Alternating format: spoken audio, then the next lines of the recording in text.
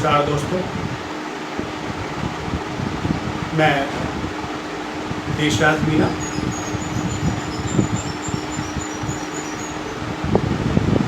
अलवर रंगमंच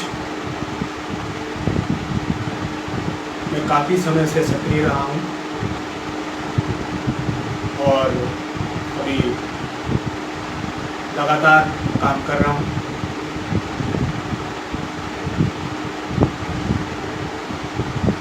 राजस्थान फोर्म और राजस्थान फोर्म के सभी सदस्यों का मैं बहुत बहुत स्वागत करता हूँ, धन्यवाद देता हूँ कि इस लॉकडाउन के समय में लॉकडाउन सीरीज़ के माध्यम से अलग अलग विधा के लोगों को लॉकडाउन सीरीज़ में लाइव सेशन के माध्यम से अपने अनुभव, अपने स्वागत, बहुत सारी ऐसे बातें हैं जो कलाकार नहीं कह पाता और इस लाइव सेशन के माध्यम से वह अपने अनुभव साझा कर रहा है। इसी सीरीज़ के माध्यम से मैं अपनी बात शुरू कर रहा हूँ। मैं अपने अनुभव, कुछ ऐसे अनुभव हैं जो अभी तक मैंने शायद किसी भी मित्र को नहीं बताए हैं। तो मैं शुरुआत करता हूँ अपने जन्म स्थान अलवर के बारे में कि अलवर में मेरा जन्म कहाँ हुआ। तो अलवर ज़िले में ही करीब 30 से 35 किलोमीटर दूर एक गांव है सैंतले का बास, वहाँ मेरा जन्म हुआ। बचपन के 4 से 5 साल मेरे वहीं पर बीते। उसके बाद हम लोग शहर में आ गए और शहर में अपनी एजुकेशन शुरू की।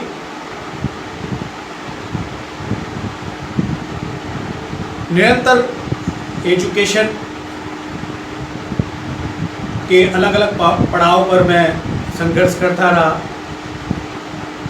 क्योंकि 10th के एग्ज़ाम से पहले मेरे पिताजी नहीं रहे और उसकी वजह से बहुत सारा मुझे काफ़ी प्रेशर था और पढ़ाई भी इतनी रुचि भी नहीं थी कि मैं बहुत ज़्यादा उसमें इंटेलिजेंट या किसी तरीके का वो अव्वल रहूं। किसी तरीके से 10वीं पास की मैंने और उससे आगे बढ़ा। 12th भी कैसे तैसे करके पास करी। ग्रेजुएशन में जब आया तो एडमिशन मैंने लिया कॉलेज में, लेकिन किसी कारणवश कॉलेज में मुझे नॉन कॉलेज होना पड़ा और फीस भरने के लिए भी रिश्तेदारों से पैसे मांगे और ग्रेजुएशन किसी तरीके से कंप्लीट की। ये अलवर ज़िले में रहकर या अलवर शहर में रहकर ये मेरी पढ़ाई थी। उसके बाद जिज्ञासा थी कि रंगमंच या रंगमंच से कैसे जुड़ा या कैसे जुड़ा जाए। तो जब मैं 12th क्लास में था तो कवि हैं बलवीर सिंह करुण जी, उनसे मेरी मुलाकात रही और उनके घर आना जाना रहा। वो समय समय पर मुझे बुलाते थे और अपनी कविताएं सुनाते थे और मैं उनकी कविताएं सुनता था। इसी बीच बलवीर सिंह करुण जी ने कहा कि तुम नाटक करना चाहते हो? तो मैंने कहा हाँ, लेकिन मुझे आता नहीं है। तो उन्होंने कहा कि ठीक है। तो उसी समय एक डॉक्यूमेंट्री फिल्म बन रही थी और कुछ समाज कल्याण विभाग के कुछ कुछ ऐड बन रहे थे, तो उनमें मैं तरुण जी के कहने पर चला गया और उसके बाद मैंने करीब 2 से 3 ऐसे समाज कल्याण विभाग के जो कार्यक्रम थे, जो ऐड थे, उनमें काम किया।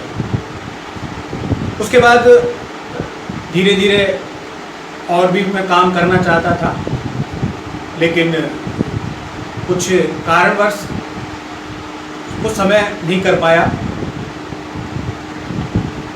फिर वापस से कुछ समय बाद अलवर के रंगमंच में, अलवर के जो लोग थे, जो नाट्य कला में काम कर रहे थे, उन लोगों से मुलाकात करना शुरू किया, प्रारंभ किया। और जो भी निर्देशक थे अलवर में, किसी का नाम तो मैं नहीं लेना चाहूँगा, लेकिन करीब लगभग 10 निर्देशकों के पास में अलग अलग समय पर जाकर काम मांगने की कोशिश करता था कि मुझे भी कुछ सिखा दीजिए, मुझे भी काम दे दीजिए। लेकिन हुआ ये कि किसी ने भी मुझे काम तो नहीं दिया, और मैंने अलवर में उस समय कोई भी नाटक नहीं किया था। केवल समाज कल्याण विभाग की या एक डॉक्यूमेंट्री मैंने की थी, यानी कि मैं पहले इलेक्ट्रिक मीडिया में आया और उसके बाद थिएटर की तरफ मेरा रुझान हुआ। फिर क्या हुआ कि अचानक से मुझे जानकारी मिली कि आगरा में कोई नाट्य कार्यशाला हो रही है, जो कि भारतीय हिंदू नाट्य अकादमी लखनऊ के द्वारा आयोजित थी, और स्थानीय संस्था संस्कार भारती और भारतीय हिंदू नाट्य अकादमी के दोनों के संयुक्त तत्वावधान में थी। तो मैं वहाँ चला गया, 1 महीने तक लगभग वहाँ रहा। वहाँ भी बहुत सारे प्रेशर मुझे झेलने को मिले, क्योंकि सब अलग अलग तरह के मेरे ऊपर कहते थे कि भाई तुम एक भी नाटक नहीं किया, हम वर्कशॉप में नहीं लेंगे। पूरा दिन इसी तरीके से निकल जाता था, लेकिन फिर भी मैं रुका रहा और मैंने वहाँ 2 नाटक किए। एक तो विजय तेंदुलकर का नाटक था कमला, और एक नुक्कड़ नाटक शैली में नाटक था देख भाई देख। ये 2 नाटक मैंने भारतीय हिंदू नाट्य अकादमी लखनऊ से आए पुनीत अस्थाना जी के निर्देशन में निर्देशित थे, उनमें अभिनय किया, और मेरे अभिनय को वहाँ कहीं न कहीं थोड़ा बहुत सराहाया गया। तो मुझे थोड़ा हौसला मिला, और उसके बाद मैं निरंतर काम करने की कोशिश में अलवर आ गया। अलवर आया तो मैं ऐसे लोगों को ढूंढ रहा था जो मेरी उम्र के हों और जो कुछ काम कर सकते हैं या नाटक की नई चीज़ों को ला सकते हैं। वैसे हमारे यहाँ भर्तरी की परंपरा बहुत ही 100 सालों की परंपरा है, लेकिन मैं भर्तरी नाटक में कभी रोल करने नहीं गया। और ऐसे बहुत सारे दिग्गज निर्देशक थे अलवर में जो कि लगातार काम कर रहे थे, लेकिन उनके पास भी मैं नहीं जा पाया, या ये कहें कि उन्होंने मुझे रोल नहीं दिया।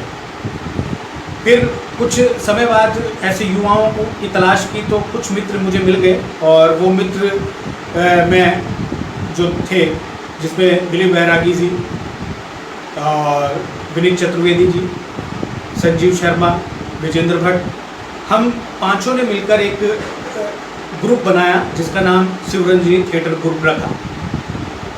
यहाँ एक चुनौती ये थी कि सब किसी तरह का बहुत ज़्यादा अनुभव नहीं था। दिलीप बैरागी जी को थोड़ा बहुत अनुभव था, या विजेंद्र भट्ट जी को थोड़ा बहुत अनुभव था, लेकिन कार्यक्रम का आयोजन कैसे किया जाए इसका अनुभव किसी को नहीं था।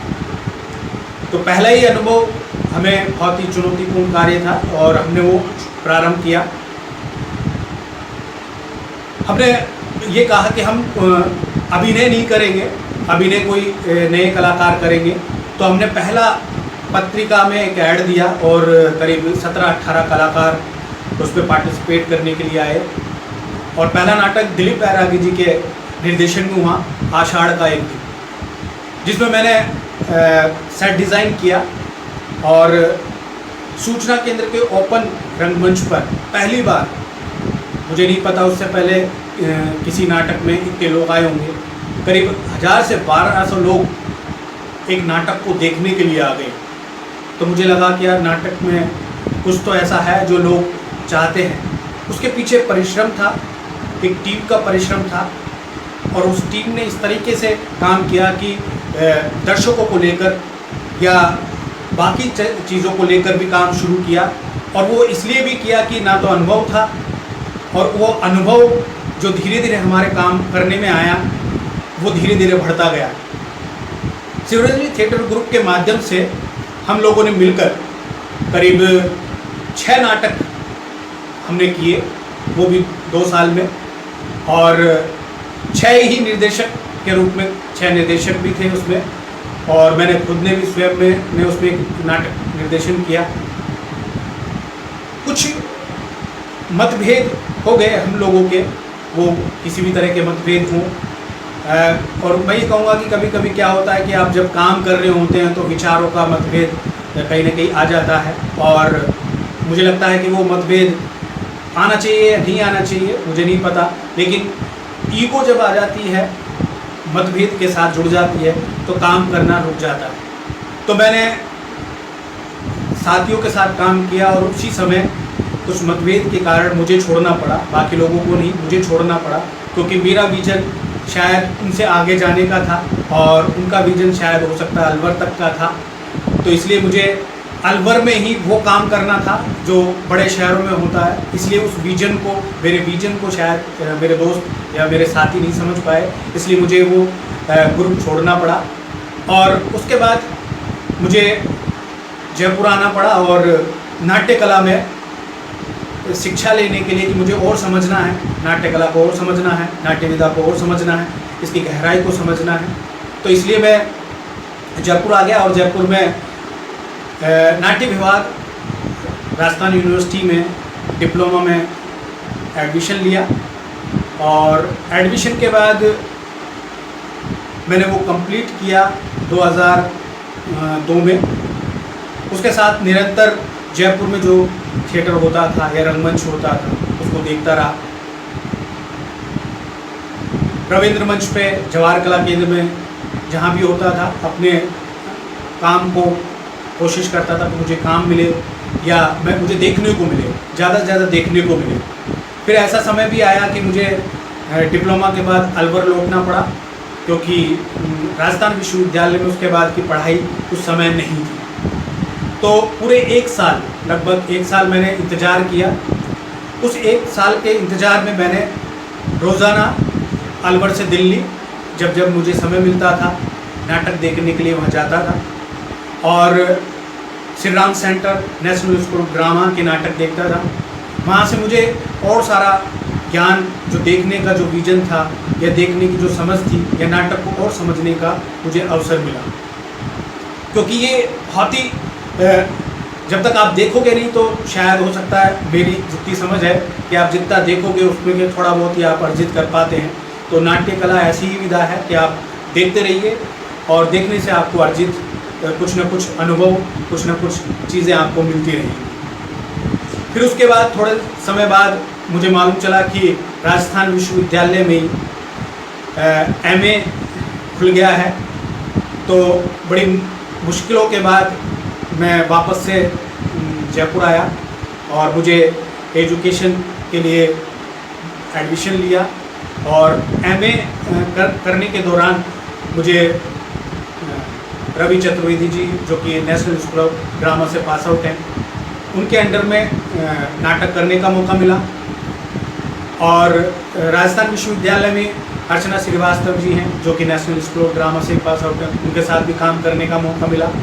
ऐसे बहुत सारे जो हैं जयपुर के जो कलाकार थे या जो सीनियर जो कलाकार थे, उनके साथ काम करने का भी मौका मिला, और उनके नाटकों को देखने का भी मुझे मौका मिला, जिसमें सरकार नारायण माथुर हैं, उनके जवाहर कला केंद्र में लगातार नाटक होते थे, और मैं उन नाटकों को देखने जाता था। कभी कभी बैक स्टेज में भी काम कर लिया करता था। तो इस तरीके से मेरी MA तक की ये जर्नी थी, और MA तक मैंने इस तरीके से छोटे छोटे काम, छोटे छोटे रोल नाटकों में किए। बैक स्टेज ज़्यादा किया, रोल कम किया, क्योंकि सीनियर लोग नए कलाकारों को मौका कम देते थे, इसलिए काम कम कर पाए। लेकिन देखने का बहुत अच्छा मौका था और वो मैं खूब जयपुर में बड़े नाटकों को देखने का अवसर मुझे मिला। उसके बाद मुझे लगा कि और पढ़ना चाहिए या और इसके आगे की क्या पढ़ाई हो सकती है, एजुकेशन की क्या हो सकता है। फिर मुझे लगा कि इसमें और आगे पढ़ना चाहिए, तो मुझे आगरा में नाट्य विभाग है डॉक्टर भीमराव अंबेडकर यूनिवर्सिटी में दृश्य विन्यास की परंपरा, इस तरीके से मैंने अपनी एजुकेशन का जो काम था वो भी मैंने किया। इसके साथ साथ एजुकेशन की बात अब अगर हम करें तो उसके साथ साथ मैंने नाट्य कला या नाटक की परफॉर्मेंस में भी काम किया। अब जब शिवरंजनी थिएटर टूट गया था या उस समय हार हो गया था, तो उसके बाद 2015 में जब मैंने पीएचडी में पहली बार जब एडमिशन लिया या दाखिला लिया, तब मुझे लगा कि मुझे नाटक की जो परफॉर्मेंस है उससे भी जुड़ना चाहिए। तो मैंने अलवर में ही मुझे क्या था कि अलवर में ही करना था, या ऐसा नहीं है कि मुझे जयपुर में करना था। लेकिन क्या था कि रविंद्र वंश पर एक दिन बैठे हुए कुछ लोगों ने कहा कि यार आप अलवर से हो तो अलवर में आपको काम करना चाहिए, और अलवर का थिएटर में कोई नाम नहीं है, तो तुम प्रयास करोगे तो शायद हो सकता है कि अलवर में कुछ काम हो जाए। बहुत सारे साथियों से जब बात की तो अलवर के बारे में कहा कि भाई अलवर के लिए हेल्प नहीं कर पाएंगे, जयपुर में करो तो जयपुर में हेल्प कर पाएंगे, अलवर में हम किसी भी तरह की हेल्प नहीं कर पाएंगे। तो बड़ा मुश्किल था। फिर चैलेंज आया, यार किसी ने अगर मना किया है तो उस काम को ही करके देखते हैं क्या होता है, जो भी होगा देखा जाएगा। तो पहला प्रयास अलवर में करने का था कि भाई कैसे करें। अलवर में इन सब चीज़ों के बीच में एक ऑडिटोरियम भी बन चुका था, प्रताप ऑडिटोरियम, जो किसी भी संस्था ने, किसी भी नाट्य संस्था ने, या मैं कहूँ कि ऐसी कला एवं से संबंधित जो संस्था थी, कला एवं संस्कृति से संबंधित संस्थाएं थी, ऐसी किसी भी संस्था ने उस रंगमंच को बुक ही नहीं किया। जानकारी जब हासिल की कि भाई ऑडिटोरियम है तो उसमें नाटक क्यों नहीं होते, धीरे धीरे जानकारी मालूम चली कि भाई बहुत ज़्यादा महंगा है तो उसमें नाटक कैसे कर पाएंगे। तो ठीक है, मैं भी सोचने लगा भाई ज़्यादा महंगा है तो कैसे नाटक कर पाएंगे।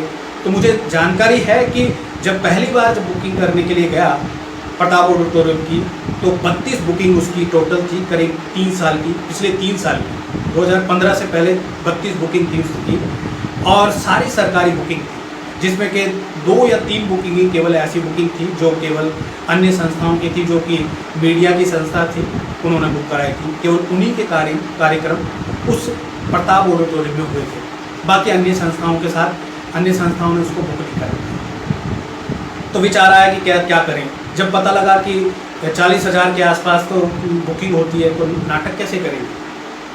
तो मैं ये सब सोच के जयपुर आ गया, और आप देखिए कि पहली बार संघर्ष की एक, मतलब जहाँ संघर्ष है वहाँ बहुत सारी चीज़ें भी जुड़ी होती हैं, बहुत कठिनाइयाँ भी आती हैं, और मुझे करना था और उसके पीछे जुनून था। जब जुनून होता है तो फिर आप किसी भी चीज़ को नहीं देखते। तो मेरे साथी, इसमें साथी थे योगेंद्र अग्रवाल जी, उनसे मैंने बात की कि मुझे अलवर में एक फेस्टिवल करना है, एक ही दिन का करना है, क्योंकि प्रताप ऑडिटोरियम बहुत महंगा है, उसमें कैसे किया जा सकता है, तो मुझे कहीं से 50,000 रुपये चाहिए। तो योगेंद्र अग्रवाल जी ने कहा था कि भाई मेरे पास तो नहीं है। तो उन्होंने कहा कि मेरे पापा आपको दे सकते हैं। फिर मैंने कहा यार आपके पापा से कैसे मांगूँ, वो कहेंगे कब दोगे, क्या है, क्या करना चाहते हो। तो बड़ा मुश्किल था। तो मैंने योगेंद्र जी को ही कहा कि भाई आप बात करिए, अगर हाँ करते हैं तो मैं पैसे लेने के लिए आपके पास आ जाऊँ। तो हुआ ये कि मैं उनके पास चला गया, और उनके पापा ने मुझे 50,000 रुपये दे दिए। तो पहली बार मुझे नाटक करने के लिए 50,000 रुपये योगेंद्र अग्रवाल जी के पापा ने मुझे पैसे दिए, और पहली बार प्रताप ऑडिटोरियम को मैंने, जो कि फरीदाबाद के का एक नाटक निर्देशित था, उसी के साथ हमारे एक साथी जो कि उस समय पीएचडी कर रहे थे गांधीनगर गुजरात से, प्रदीप जी, डॉक्टर प्रदीप जी, उनका एक नाटक था। तो 3 नाटकों की प्रस्तुति उसमें की गई, जिसमें लगभग अलवर के करीब 100 से 150 लोग दर्शक उसे देखने के लिए आए। और दर्शक जो देखने के लिए आए उसमें अधिकारी भी थे, जिसमें एसडीएम अलवर राजेश गुप्ता जी थे, और भी अधिकारी थे जिनके नाम मैं नहीं बताना चाहूँगा। और वो लोग पहली बार नाटक देख रहे थे और उन्होंने कहा कि यार ये ऑडिटोरियम हमारे अलवर शहर में है। तो उन्होंने कहा, मैंने कहा हाँ सर, ये अलवर में ही है और इसमें पहली बार नाटक हम लोग कर रहे हैं। तो आप यकीन मानिए कि वो 5 मिनट बाद मुझे बोलने लगे कि इसमें बहुत गर्मी लग रही है।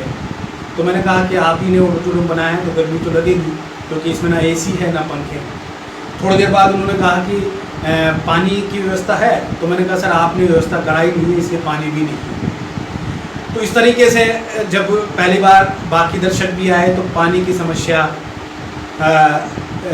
और एसी की समस्या या हवा की समस्या, तो बहुत गर्मी थी। लोगों ने फिर भी नाटक देखा और उसी रात, ये जब फेस्टिवल हो गया, उसी रात मैंने फैसला किया कि अगला कार्यक्रम भी इसी ऑडिटोरियम में करूँगा, चाहे कुछ भी हो जाए, कैसे भी हो। तो मुझे इस फेस्टिवल में, सच्चाई ये है कि इस फेस्टिवल में मुझे लगभग 15,000 रुपये का लॉस हुआ। और जब आदमी के लॉस हो जाता है तो कहीं ना कहीं हताश हो जाता है, लेकिन मैं हताश नहीं हुआ और आगे बढ़ा। तो मैंने उसी रात एक नए फेस्टिवल की घोषणा की। रात को 12 बजे अलवर रंग महोत्सव, अलवर रंग महोत्सव का एक पोस्ट डाली। जो 4 दिन का फेस्टिवल था उसी ऑडिटोरियम में होना था। अगले दूसरे दिन मैंने ऑडिटोरियम की बुकिंग कराई।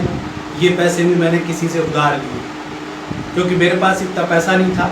और ये पैसा करीब 1,62,000 या 60,000 के आसपास हुआ था, क्योंकि उसके बाद प्रताप ऑडिटोरियम की रेट बढ़ गई।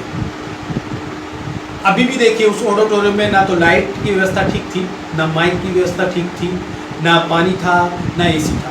लेकिन इस फेस्टिवल से पहले जो लोग देखने आए थे, एसडीएम और अधिकारी जो देखने आए थे, उन्होंने ये वादा कर दिया था कि आपके इस कार्यक्रम से पहले हम एसी लगा देंगे। तो हुआ ऐसा ही। बड़े प्रयास के बाद, लगातार लोगों के पास जाने के बाद, जिला कलेक्टर से मिलने के बाद, और कहीं ना कहीं ये प्रयास सफल हुआ और ऑडिटोरियम में एसी लग गया और कार्यक्रम की हमने जोर शोर से प्रचार शुरू कर दिया। अब कार्यक्रम में इस जो कार्यक्रम था बड़ा कार्यक्रम था, तो मुझे लगता था कि मैं अकेला इस कार्यक्रम को नहीं कर पाऊँगा। बाकी साथी थे, उनका अनुभव भी नहीं था। तो अलवर के कुछ साथी जो कि पहले से, कुछ लोग तो मुझे जानते थे और कुछ लोग नहीं जानते थे। तो मेरे मित्र हैं अमित गोयल जी, प्रिंटिंग का उनका काम है। अक्सर वो प्रिंटिंग का मेरा काम करते हैं और जो उधार है वो भी चलता है उनके साथ। तो मित्र हैं, मेरे पुराने मित्र हैं। तो उन्होंने कहा कि मैं तुम्हें इसमें हेल्प करूँगा और कुछ लोगों को बुलाते हैं, एक कमेटी बनाते हैं जो तुम्हें इसमें हेल्प करेगी, जो केवल आपकी हेल्प के लिए होगी। ठीक है। हम लोगों ने बहुत सारे लोगों से बात की और उसके बाद बहुत सारे लोग आ गए। 2 बार 3 बार मीटिंग की तो पता लगा कि कुछ लोग छोड़ के भाग गए। उन्होंने कहा नाटक जैसी विधा के लिए हम इतना टाइम नहीं दे पाएंगे या समय नहीं दे पाएंगे, तो क्या करें। बड़ी मुश्किल थी, लेकिन फिर भी काम करना था। अमित जी ने कहा कि एक काम करते हैं, जितने लोग सहमत हैं उन लोगों के साथ काम शुरू करते हैं और कुछ पैसा इकट्ठा करते हैं और पैसा इकट्ठा करने के साथ कुछ लोगों को जोड़ते हैं। ठीक है। इसी बीच में क्या हुआ कि कलेक्टर साहब ने मुझे बुला लिया और उन्होंने कहा कि एक काम करिए, ये जो कार्यक्रम कर रहे हैं ये हमारे साथ मिलकर करिए। 5 दिन का करिए, 5 दिन की आप बुकिंग करिए और हमारे साथ आप करेंगे। तो मैंने उनसे एक निवेदन किया कि आप एक काम करिए, मुझे प्रताप ऑडिटोरियम निःशुल्क उपलब्ध करा दीजिए, मैं 5 दिन आपके साथ काम करूँ। तो उनका जो जवाब था, उन्होंने कहा कि मैं फ्री नहीं दे सकता। तो मैंने कहा आप फ्री नहीं दे सकते तो मैं आपके साथ बिल्कुल काम नहीं कर सकता और मेरा कार्यक्रम फिक्स है मैं इसमें कोई भी चेंज नहीं करूँगा। मेरे 8 नाटक फिक्स हैं, मैं इसमें कोई चेंज नहीं करूँगा। अगर आपको साथ में जुड़ना है तो आपको कुछ ना कुछ मुझे मदद करनी पड़ेगी। अगर आप मदद नहीं कर सकते तो प्लीज़ मैं आपके साथ नहीं जुड़ सकता। तो मैं उनको ये जवाब दिया। और इसमें पहली बार ये हुआ कि सीमा विश्वास का प्ले था। राजस्थान में पहली बार प्रस्तुति सीमा विश्वास की राजस्थान में पहली बार प्रस्तुति अलवर रंग महोत्सव में ही अलवर में हुई, जो 2016 में हुई।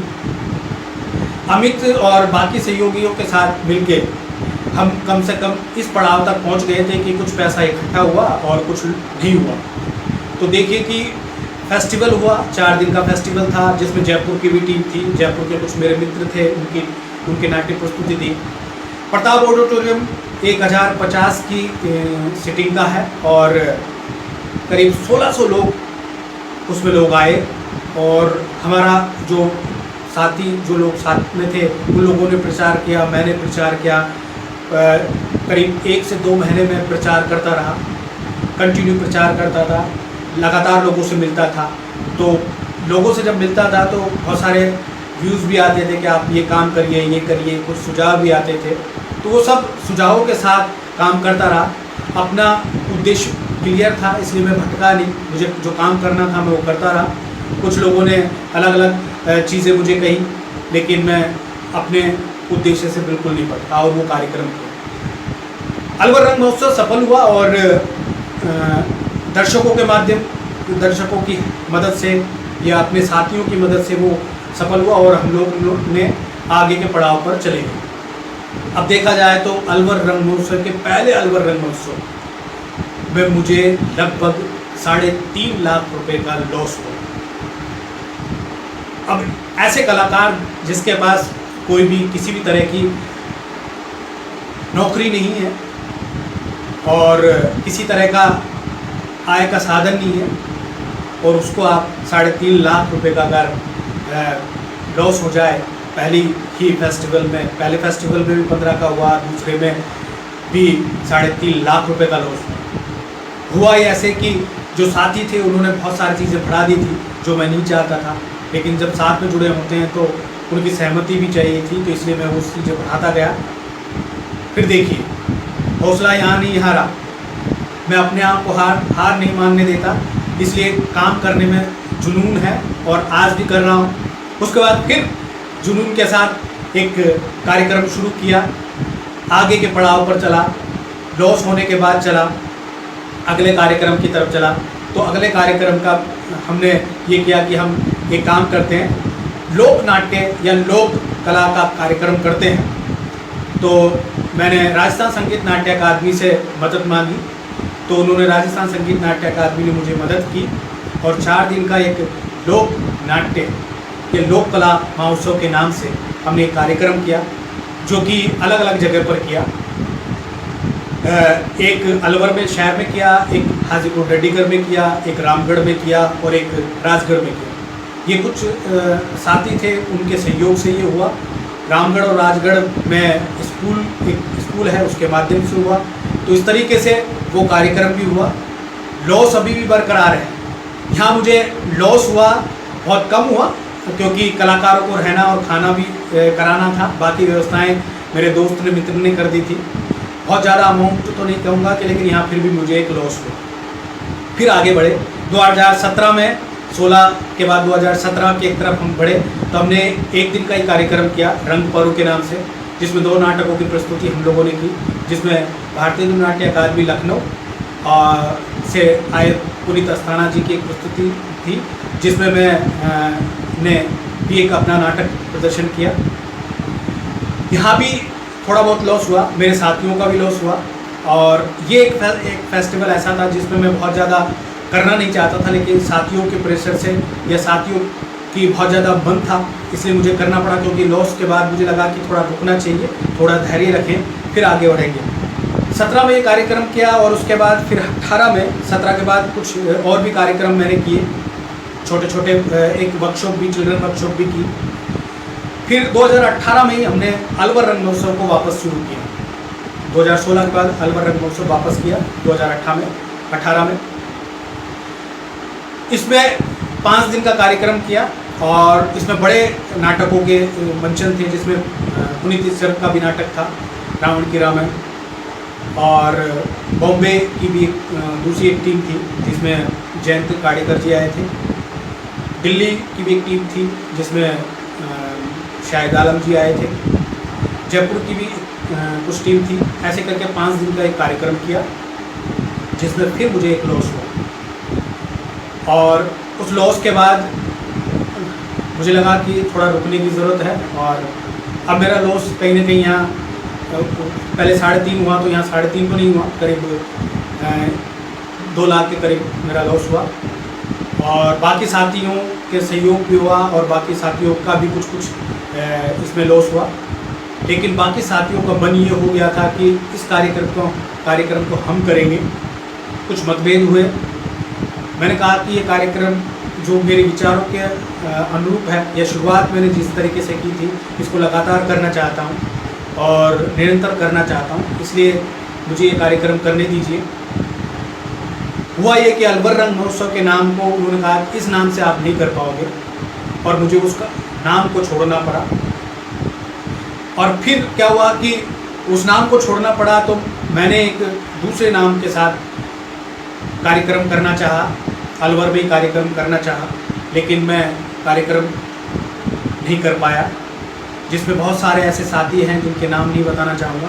मुझे रंगमंच ही बुक नहीं होने दिया, और मुझे उस कार्य बिना करे हुए अगर लॉस होता है तो बड़ा दुख होता है। अगर कार्यक्रम करके लॉस होता तो मुझे खुशी होती। पहली बार ऐसा हुआ कि मुझे 5 लाख रुपए का एक और लॉस हो गया, जो शायद बिना कार्यक्रम के हुआ, तो मुझे बहुत दुख भी हुआ, जिसमें मैंने सभी के टिकट्स मुझे देने पड़े। टिकट का जो अमाउंट था वो देना पड़ा, और वो लगभग 5 के आसपास था। ये कार्यक्रम नहीं हो पाया, मैं नहीं कर पाया। फिर मुझे लगा कि मुझे ही ब्रेक करना पड़ेगा, छोटा सा एक मध्यांतर करते हैं, धैर्य रखते हैं, वापस करेंगे। हुआ ये कि धैर्य रखा, और उसी साल एक नए फेस्टिवल की शुरुआत की, मत्स्य थिएटर फेस्टिवल, जो बहुत ही कठिन समय था। पैसे नहीं थे क्योंकि लॉस बहुत हो चुका था, और एक कलाकार के लिए अगर लॉस हो जाता है तो वो आगे नहीं बढ़ पाता। लेकिन मेरे दिल में ये एक जोश था कि मेरे मन में एक जोश था कि मुझे अलवर में ही करना है, अलवर के नाम को करना है। अलवर के साथी कलाकार या रंगकर्मी एक भी मेरे साथ नहीं थे। बहुत कोशिश की जोड़ने की, नहीं जुड़ पाए। उसमें हो सकता है मेरी गलती रही हो, लेकिन आज तक मैं वो प्रयास कर रहा हूँ, लोग नहीं जुड़ पा रहे हैं। शायद उनका विजन और मेरे विजन में थोड़ा सा फ़र्क होगा। 2018 में मत्स्य थिएटर फेस्टिवल की शुरुआत की, और किसी तरीके से उस कार्यक्रम को किया। 3 दिन का ये कार्यक्रम था। प्रताप ऑडिटोरियम में पहली बार ये कार्यक्रम अलग तरीके से किया गया। 3 घंटे का कार्यक्रम था, जिसमें भोपाल से एक टीम आई थी, नट सम्राट, जयपुर से एक टीम थी, और अलवर से एक टीम थी। इस तरीके से 3 दिन का ये कार्यक्रम हम लोगों ने किया, और ये सक्सेस हुआ। पहली बार ये हुआ कि इसमें किसी भी तरह का मुझे लॉस नहीं, नुकसान नहीं हुआ। मैंने ये धैर्य कर लिया कि मुझे ही ये काम करना है, तो मैंने अकेले ने पूरे हिम्मत के साथ, बाकी कोई भी साथ में नहीं था, अकेले ने 1-2 साथी थे जो नाटक में आज भी मेरे साथ हैं, और वो समय समय पर बाकी चीज़ों में मदद नहीं कर पाते, लेकिन कहीं ना कहीं मेरे साथ खड़े हो जाते हैं। मैंने अकेले ने अलवर शहर में 500 टिकट 500 रुपये के हिसाब से सेल की, और उसमें मुझे पहली बार सक्सेस दिखी कि मैं कर सकता हूँ और आगे बढ़ सकता हूँ। इस तरीके से ये थिएटर फेस्टिवल की जर्नी रही, और मत्स्य थिएटर फेस्टिवल लगातार मैं कर रहा हूँ, और मुझे आज की तारीख में मुझे किसी भी तरह का अब लॉस नहीं होता है। पहले जो लॉस होता था वो अब लॉस नहीं होता है, और धीरे धीरे वो कार्यक्रम या उसके साथ नाट्य कार्यशालाएँ लगातार करता रहा। अलवर में नाट्य कार्यशालाएँ करता रहा। अलवर के कलाकारों को लेकर ही नाटक की प्रस्तुतियाँ करता रहा, जिसमें जोधपुर, बीकानेर और अन्य जगह पर, दिल्ली, फरीदाबाद, यहाँ नाट्य प्रस्तुतियाँ करता रहा, और साथियों, नए युवा साथियों को जोड़ता रहा। आज अलवर में एक टीम है जो कि नए युवा साथी हैं, बड़ा जोश है उनमें, बड़ा करने का जुनून है, वो सब काम करना चाहते हैं और कर रहे हैं।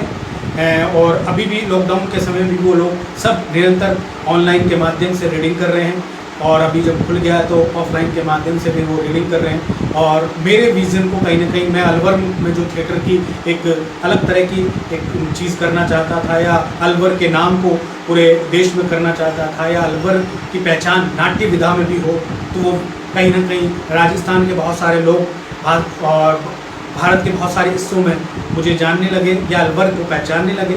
अलवर के नाटक के नाम पर नाम आने लगा, और धीरे धीरे ये हम करते रहे और करता हूँ और करता रहा हूँ और करता रहूँगा। इस तरह के मेरे विचार हैं, और लगातार काम करने से एक फ़ायदा हुआ जो शायद राजस्थान में या राजस्थान प्रदेश में अगर बात कहूँ तो शायद कोई नहीं कर पाया है, या मुझे उसकी जानकारी नहीं है। इन सब चीज़ों के बीच में दो रंगमंच जो मैं काफ़ी समय से संघर्ष कर रहा था, तो रंगमंच का निर्माण भी मैंने किया है, और एक रंगमंच पे कुछ काम बाकी है, लेकिन दो रंगमंच मेरे पास आज उपलब्ध हैं। एक ओपन एयर है जो जिसमें मैंने लास्ट टाइम अभी 10 दिन का एक फेस्टिवल जो किया था, मतलब थिएटर फेस्टिवल 10 दिन का, जहाँ ओपन एयर मंच है, जहाँ करीब 150 से 200 लोग, हमेशा गांव के लोग हैं, दर्शक हैं, वो हमेशा आपके पास आ जाते हैं, आपके नाटक को सराहते हैं, और वो मेरे पास अभी उपलब्ध है। वहाँ कभी भी हम नाटक का मंचन कर सकते हैं। तो ऑडिटोरियम का जो खर्चा था वो कहीं ना कहीं कम हो गया। बाकी जो चीज़ें थी उस पर हम और ध्यान देने की कोशिश कर रहे हैं। इसी तरीके से एक दूसरा रंगमंच है, मिनी ऑडिटोरियम, जो शायद कंप्लीट की ओर है, कंप्लीट हो जाएगा। लॉकडाउन की वजह से उस पर काम नहीं हो पाया, और वो काम चल रहा है, कुछ बीच में व्यवधान आ जाते हैं, तो वो काम चल रहा है। और उसी ऑडिटोरियम में करीब 150 की सीटिंग का ऑडिटोरियम है। उसी में रिहर्सल रूम, 2 रिहर्सल रूम है, जो कि आप 24 घंटे वहाँ रिहर्सल कर सकते हैं। वहीं रहने की व्यवस्था भी कर रहे हैं, करीब 15 लोग या 12 लोग वहाँ एक साथ एक टीम के लोग रुक सकते हैं। वहीं पे एक छोटा सा कैफेटेरिया भी हम बनाने की कोशिश कर रहे हैं, जिसमें कैफेटेरिया बन जाए, और अलवर के दर्शक या अलवर के कलाकार, अलवर के साहित्य के लोग वहाँ आके बैठें, अपनी चर्चा करें, अपना प्रदर्शन करें। यही एक विजन था। और ये जो जगह है, यहाँ के अलवर के बिजनेसमैन हैं इंद्र कुमार तोलानी जी, उनके सहयोग से काम हो रहा है, और कहीं ना कहीं वो मेरे विजन को समझ पाए, या कहूँ कि उन्होंने बहुत टाइम बाद मुझे ये मौका दिया, और लगातार काम करने के बाद उन्होंने मेरा काम देखा। उसके बाद ये मुझे मौका मिला, और उन्होंने खुद ने कहा कि एक काम करिए, आपका जो विजन था या आप जो काम करना चाहते हैं मेरी जगह पर करिए, मेरा सहयोग आपके साथ है। तो इस तरीके से एक मिनी ऑडिटोरियम भी हम लोग ने बना दिया है, जहाँ हम रिहर्सल भी कर सकते हैं, लगातार काम भी कर सकते हैं। अगर मैं कहूँ कि पिछले 2015 से लेके और अब तक की एक जर्नी है अलवर में, मैंने जो काम किया, रंग संस्कार थिएटर ग्रुप के माध्यम से जो काम किया, लगभग 15 फेस्टिवल के आसपास मैंने अलवर में ही किए हैं, जो कि बहुत मुश्किल काम था। और लगातार 5 सालों से 6 सालों से लगातार काम कर रहा हूँ, और निरंतर हर साल काम करता हूँ, निरंतर हर अलग अलग जगह के लोगों को बुलाकर, या अन्य प्रदेश के भी लोगों को बुलाकर, राजस्थान के अलावा भी अलग अलग जगह के नाट्य दल को बुलाकर नाट्य प्रस्तुतियाँ कराता हूँ। ये सब काम लगातार कर रहा हूँ और करने की कोशिश कर रहा हूँ, आगे भी करता रहूँगा। इसी के साथ करीब 10 से 15 प्रोडक्शन हम लोगों ने किए, जिसके करीब हम लोगों ने 30 से 35 नाटकों का मंचन किया है या शो किए उनके, जिसमें राजस्थान से बाहर भी उनका हमने मंचन किया है।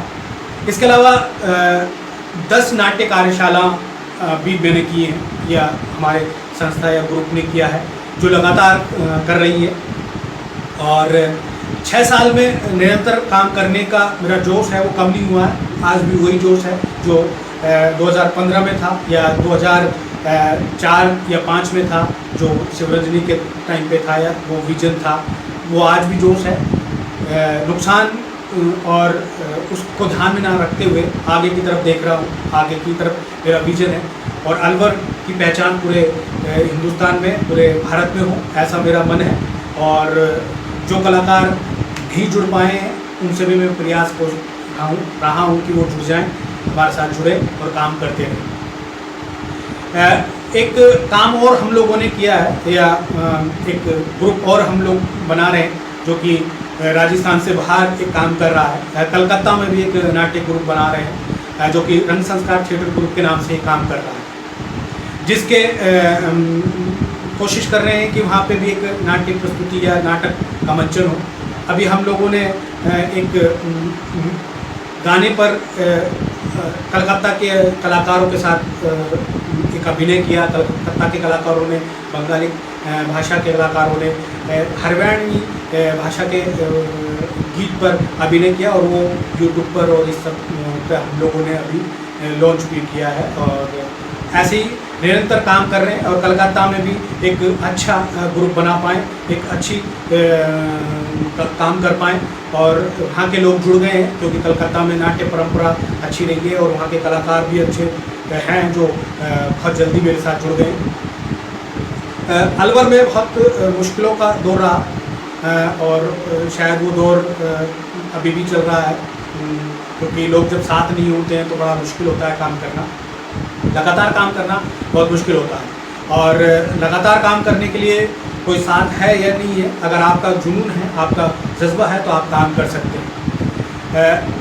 मेरा यही है कि राजस्थान फोम को भी ऐसा काम करना चाहिए। मेरा अपना एक विज़न है, अगर राजस्थान फोम के जो सदस्य हैं अगर इस बात को ध्यान देंगे तो शायद राजस्थान के हर डिस्ट्रिक्ट में, हर ज़िले में, हर तहसील में राजस्थान फोम का एक मंच होगा और वहाँ काम कर पाएंगे। मुझे लगता है एक दिन के लिए अगर जगह उपलब्ध होगी या एक दिन की जगह उपलब्ध कराने की बजाय ऐसे मंच का निर्माण करें, राजस्थान फोम ऐसे मंच का निर्माण करें, तो मुझे लगता है कि कलाकार को किसी भी सरकारी सहायता की ज़रूरत नहीं पड़ेगी और सरकार की तरफ देखना भी नहीं पड़ेगा, क्योंकि सरकार आपके जो चाहते हो वो काम नहीं हो पाता है।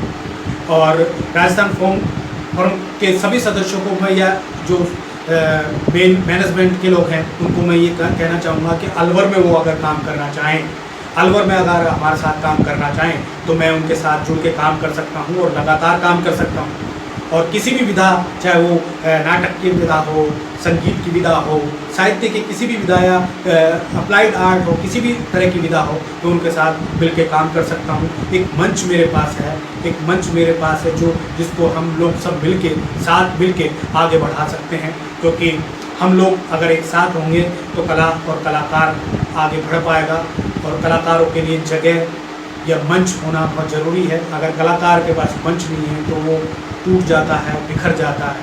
तो ऐसे मैं चाहता हूँ कि वो सब चीज़ें हमें करनी चाहिए और राजस्थान फोरम क्योंकि एक सक्षम वो है, प्लेटफॉर्म है, उसे ऐसे कदम उठाने की ज़रूरत है। अगर मैं कहूँ कि ये सब काम करते हुए बहुत सारे अनुभव भी रहे, कुछ मेरी भी गलतियाँ रही होंगी, लेकिन कुछ ऐसे कारण भी हैं जो शायद मैं किसी को नहीं बता पाया। मैं कभी भी मंच पर जब फेस्टिवल करता हूं तो मंच पर उपलब्ध नहीं होता, बाकी लोग उपलब्ध होते हैं। उन लोगों ने कहीं ना कहीं मेरा फ़ायदा उठाया, या कह सकते हैं कि कहीं ना कहीं वो अपना काम कर रहे थे, मुझे नहीं पता। एक मुझे किस्सा भी याद है कि एक अखबार वाले ने मुझे बुलाया और कहा कि आप इतना बड़ा कार्यक्रम करते हैं तो आप ऐड दीजिए। तो मैंने कहा कि मैं ऐड नहीं दे पाऊँगा क्योंकि मेरे पास पैसे नहीं होते, बड़ा मुश्किलों से मैं काम करता हूँ और उसके लिए ऐड देना बड़ा मुश्किल काम है। लेकिन उन्होंने कहा हम आपकी न्यूज़ नहीं छापेंगे। मैंने कहा आप न्यूज़ क्या, आप मेरा एक शब्द भी मत लिखिए, उससे कोई फ़र्क नहीं पड़ता। मुझे काम करना है, आपके अखबार से या आपके न्यूज़पेपर से मुझे कोई दिक्कत नहीं है। अगर आप मेरे न्यूज़ नहीं छापेंगे तो मुझे कोई प्रॉब्लम नहीं होगी, कोई समस्या नहीं होगी। वो ऐसा है कि उन्होंने मुझे दरकिनार किया और उस अखबार में मेरी कोई न्यूज़ नहीं लगी और काफ़ी समय से न्यूज़ नहीं लग रही है।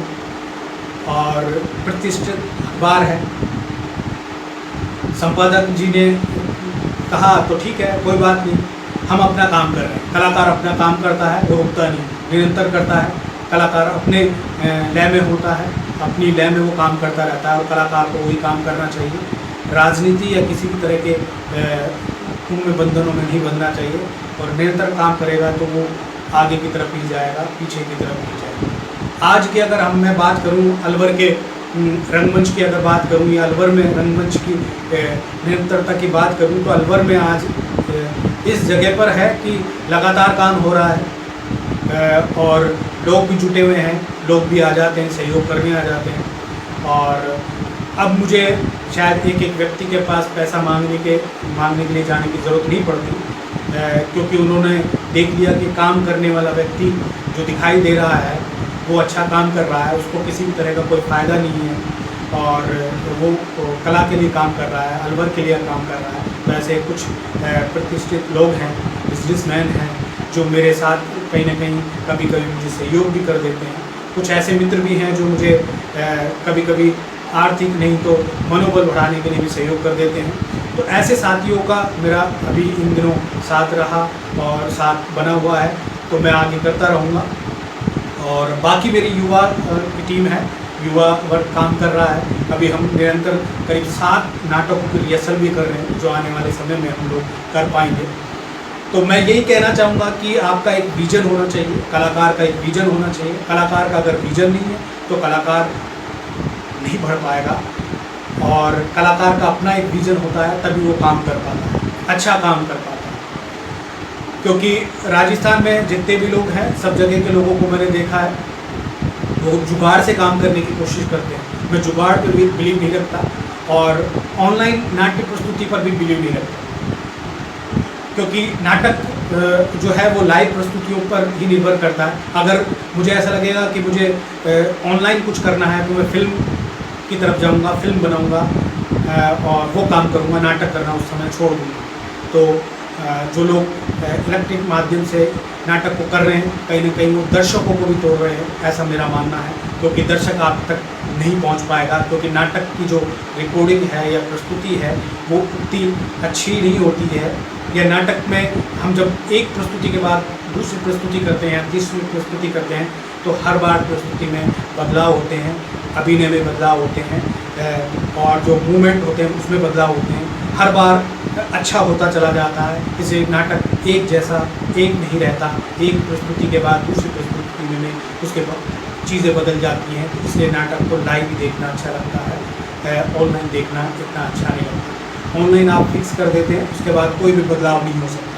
तो इसलिए मैं जो लोग ऑनलाइन कर रहे हैं, मैं उनका ये नहीं कह रहा कि मैं वो गलत हैं, वो अपना काम कर रहे हैं, उनका अपना एक विजन है। लेकिन मैं ऑनलाइन नाटक करने में कभी भी विश्वास नहीं करता और ऑनलाइन कोई भी नाटक करने में नहीं करना चाहता। सर्वेश जी ने एक कहा था कि आप ऑनलाइन कुछ प्रस्तुति कर दीजिए, तो मैं उनसे ये नहीं कह पाया कि मैं ऑनलाइन कुछ प्रस्तुत नहीं कर पाऊँगा। और कुछ चीज़ें हैं जो शायद प्रस्तुत नहीं कर सकता, क्योंकि मैं ऑनलाइन नहीं करना चाहता। फिर भी मैंने कहा सर्वेश जी से कि मैं फिर भी एक नाटक या का डायलॉग मैं ज़रूर बोलूँगा, क्योंकि कलाकार हूँ तो कलाकार अपनी चीज़ें ज़रूर बोलना चाहेगा। तो मैं एक नाटक है, वैसे बातें बहुत हैं, शायद सुनाने के लिए मेरी जो काम करता है उसके सुनाने के लिए बहुत कुछ होता है और अपने अनुभव बहुत होते हैं। और मेरे हिसाब से मेरे पास अनुभव बहुत हैं, क्योंकि मैंने बहुत जगह जगह लोगों से मिला हूँ और धक्के खाया हूँ और लोगों ने मुझे अलग अलग तरीके से ट्रीट भी किया है। तो वो सब चीज़ें अनुभव मेरा बहुत है, बताने के लिए बहुत है, क्योंकि मुझे लगता है कि समय जो है निरंतर चलता रहता है, समय की भी एक सीमा है। तो मैं उस समय के साथ ही आप अपनी बात पूरी करना चाहूँगा। इसलिए सर्वेश जी का एक निवेदन था कि आप संवाद ज़रूर बोलिएगा, क्योंकि आप कलाकार हैं। तो मैं एक नाटक है, नाटक नहीं है बेसिकली, मंटोक की कहानी है, बादशाह का घर। उसी की वो कहानी तो इस तरीके से है कि एक राइटर है और वो कुछ लिखने के लिए जगह ढूंढ रहा है और उसका एक दोस्त है जो उसे एक जगह दे देता है और जगह देने के बाद वो उस ऑफिस में रहता है और उसके एक रॉन्ग नंबर गलती से आ जाता है और उनकी वार्तालाप शुरू हो जाती है। रॉन्ग नंबर एक लड़की है और लड़की का फ़ोन आता है जिसका नाम उसे नहीं पता होता, लेकिन बात करते रहते हैं। आवाज़ के नाम से वो संबोधन करता है। उनकी वार्तालाप बढ़ती जाती है और ऐसा होता है कि वार्तालाप से बढ़ते बढ़ते वो कहीं ना कहीं ये होता है कि हम वार्तालाप तो बहुत कर चुके हैं, संवाद बहुत कर चुके हैं, आपसी टेलीफोन पे बात कर चुके हैं। अब एक काम करते हैं कि अब मिलते हैं। तो होता इस तरीके के है कि वो मिलने की बात करते हैं और जो नायिका है वो कहती है कि एक काम है कि मैं कल आपको फ़ोन करूँगी, आपको कहाँ और कैसे मिलना है। तो अंतिम एक डायलॉग जिसको बहुत ही अच्छा डायलॉग है, जो कि नाटक का मेन जो चीज़ है उसमें वो दिखाई देती है, या वो संवाद जो है वो संवाद बोलने का मैं प्रयास करूँगा।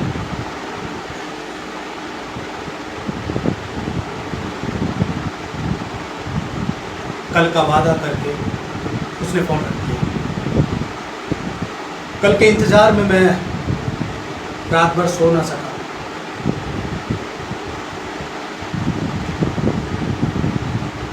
मेरी निगाहें टेलीफोन पर थी, मेरे कान टेलीफोन की घंटी पर थे। मैं बेचैन हो रहा था, फ़ोन क्यों नहीं आया, क्यों नहीं आया।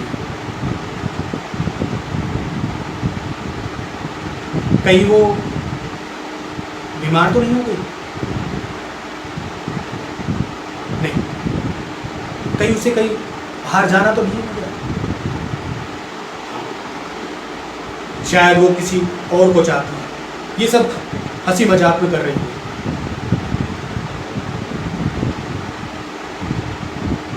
एक दिन, 2 दिन, 3 दिन ऐसे ही गुजर गए। मैंने सैकड़ों बार टेलीफोन के वायर को चेक किया। उस एक फ़ोन के लिए मैंने ढेरों अल्लाह से मिन्नतें की, पर फ़ोन नहीं आया। मेरे मन के पर्दे पर कई सारी फिल्में एक साथ चलने लगी। फ़ोन क्यों नहीं आया, फ़ोन क्यों नहीं आया।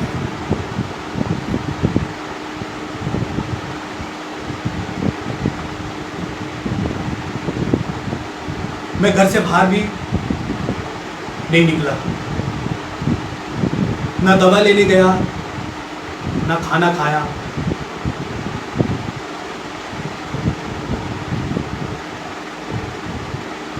मैं टॉयलेट और बाथरूम तक भी नहीं गया। कहीं अगर आवाज़ का फ़ोन आ गया तो धीरे धीरे मैं निढाल होने लगा। अब मेरे में उठने की ताकत भी नहीं रही। मैंने सब कुछ छोड़ दिया था, खाना पीना, दवा। अब मैं क्या करूं?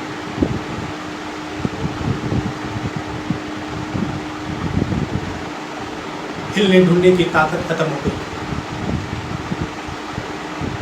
फ़ोन को सीने से लगाया और करने लगा इंतज़ार, इंतज़ार, इंतज़ार, इंतज़ार। ये नाटक का अंतिम डायलॉग था और इसके बाद वो कलाकार मर जाता है और मरने के कुछ क्षण बाद टेलीफोन की घंटी बजती है। इस तरीके से ये नाटक खत्म हो जाता है। मुझे लगता है कि समय हो गया है कि बात तो बहुत सारी है करने के लिए। कभी दोबारा मौका लगेगा तो बिल्कुल मैं करूँगा, और क्योंकि मेरे पास सुनाने के लिए बहुत कुछ है जो शायद अभी तक नहीं सुना पाया, क्योंकि ये समय बहुत छोटा है मेरे लिए। क्योंकि जब आप काम करते हैं तो कहानी या किस्से या आपकी जो दुविधाएं होती हैं वो सुनाने के लिए बहुत होती हैं। तो धन्यवाद राजस्थान फोरम और सभी सदस्यों का बहुत बहुत धन्यवाद जो मुझे इस ऑनलाइन के माध्यम से मेरी बात को सुनने का और मेरे अनुभव को साझा करने का मौका दिया। और जो लोग ऑनलाइन जुड़े हुए हैं उनका बहुत बहुत धन्यवाद, जो इस तरीके से ऑनलाइन और मेरे अनुभवों को आप सुनते रहे। बहुत बहुत धन्यवाद।